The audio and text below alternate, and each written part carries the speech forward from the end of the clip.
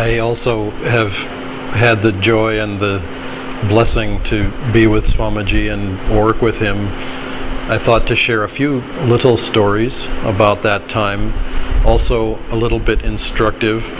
Many of you, I imagine, have read, or probably almost everyone has read Autobiography of a Yogi, and we all remember how Master first interacted with his Guruji, Sri Yukteswar, and he wanted to know a little bit about Sri Yukteswarji's life. So he asked him to tell some stories. And Sri Yukteswarji said, "I will do so. I will tell you 3 such stories, each with a moral." And so he proceeded to do so, and each story that he told had some message, some meaning for everyone. And so I will attempt to do the same, in that these stories also have some implication for each of us. Because in many ways, although the path that we each follow up the mountain to self-realization is our own, it is unique to each of us. Nevertheless, we share certain parts of the journey are universal. We follow it in our own way, but the process is the same. The Guru does not necessarily leap to the chance to greet the disciple in the way that Sri Yukteswarji did with our Guru. Now, Guruji, it's interesting, if we look back at his life, if you give a careful reading to the Autobiography of a Yogi, you will see how deeply and earnestly and longingly and lovingly he called to God, asking for the blessing of a Guru. I mean, it was not, and I am convinced that he did that for us. He did not do that for himself. Avatars generally are not in urgent need of a guru. They take that role so that they can show us how it's done. And this is something that Swamiji has done for us also. He has demonstrated not so much how a guru behaves, he has demonstrated for us how a disciple behaves. And frankly, I think, especially here in India, that's perhaps much more relevant to us than how a guru behaves. We see all sorts of examples of how gurus behave. Not necessarily examples we wish to follow either, by the way. But even when they are examples that we wish to follow, it's easier and more helpful to us to learn how to be a disciple, which is to say how to receive. Swamiji, many years ago, told the whole community, this is after, in the 90s sometime, he said, "If you would know who I am, listen to my music."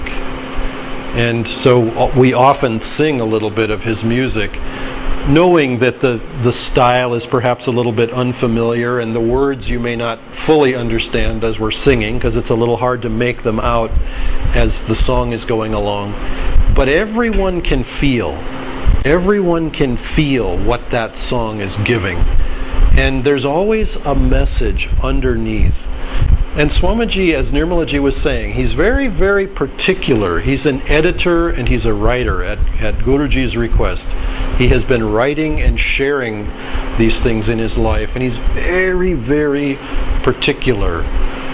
And in my coming to him with my little begging bowl, saying, "Here, you please fill up my begging bowl," he was saying, there has to be 2 directions to this. There has to be a back and forth, a give and a take. And that is the relationship that each of us have to cultivate. Master used to say, "I prefer a soul to a crowd, and I love crowds of souls." What is a soul? A soul, in this case, is a devotee who's calling to God earnestly, sincerely in his heart, saying, "I long to know thee, I long to serve thee." And Swamiji chose the name Kriyananda, very unusual name, bliss through action. And it has been his role in life. It's a very appropriate name. Master told him, "Your life will be one of intense activity and meditation." He did not spin the meditation first, in Swamiji's case. There is much to be done in this world. And Swamiji also has given us the challenge: serve, love, create the sense of community, because it's okay, it's important that we be souls first. Each of us has to love God in our own hearts. No one can do that for us. No one can love God for you. The greatest guru, the greatest avatar, the greatest Krishna, Babaji, Buddha, whomever can come to you, but he cannot give you God if you yourself are not able and ready and willing to receive God. And so we have to do that work first. But it's so much nicer and so much more joyful, so much more fun to do that work in a group where others are doing it with you. And we have had great fun creating this community of Ananda, creating this great work of Ananda together. And Swamiji has really blessed us in this process. And coming to India also, this great adventure. Swamiji, one time, after we had come to India, Swamiji, just in the first 2 to 3 months that he was in India, Swamiji got a very bad case of pneumonia. And many of you perhaps have heard him tell the story, because this was the case of pneumonia that led to him creating the course Success and Happiness Through Yoga Principles. And I won't repeat that part of the story, but I will say that at the end of this little hospital visit, we were with Swamiji. We had packed all of his things up. We were just about to leave to go home, and he was dressed. He was sitting on the bed, and he motioned us to come and sit at the end of the bed. And he had a very powerful and very deep, very quiet look on his face, very serious look. And we sat, and he said, "I want to say something to the two of you." And he said, "This work is not my work, and this work is not your work. This work is Master's and Babaji's. And if we follow their lead, if we follow their blessing, if we follow what they themselves have laid out for us to do, this work will be very deeply blessed." And he said it strongly and directly and very precisely, but he said it with great love and with great power. Those two tend to go together. That's one of the things that I noticed about him when I first met him in that first interview. I walked into the room and I felt this power there, even from him when he wasn't feeling particularly well. But that power is love, and that love is power, and the two are a little shocking the first time you experience it. Those of you who have heard Yoganandaji's voice, he speaks with tremendous power. The first time you hear it, it's a little shocking. You expect this sweet, loving vibration, and that's there too. But you have to feel that in your heart, and first you have to have great strength in order to feel it.